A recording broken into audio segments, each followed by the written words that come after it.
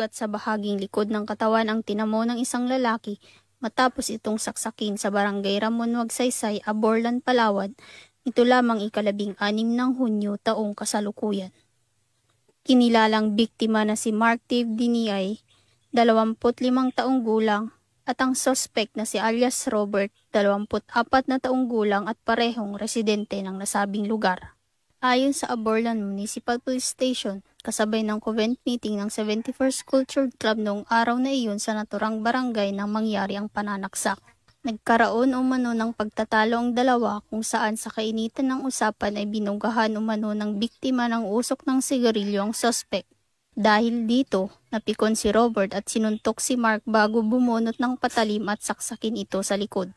Matapos ang insidente, mabilis na naisugod ang biktima sa Aborlan Medical Hospital para sa agarang gamutan. Ayon sa mga saksi, naging mabilis ang tugon ng mga otoridad at medical responders sa lugar na naging susi upang mailigtas ang buhay ng biktima. Samantala, agad namang naaresto ang suspect na si Robert at na-recover rin ang patalim na ginamit sa krimen. Kasalukuyan siyang nasa kustodiya ng Aborlan MPS at haharap sa mga kasong kriminal na isasampa laban sa kanya. Mula dito sa Calapan City, Oriental, Mindoro, ako ang iyong PNN correspondent, Patrolwoman Ferlyn Joy Cawile, alagad ng batas, taga-taguyod ng Balitang Pulis. Maraming salamat, Patrolwoman Cawile.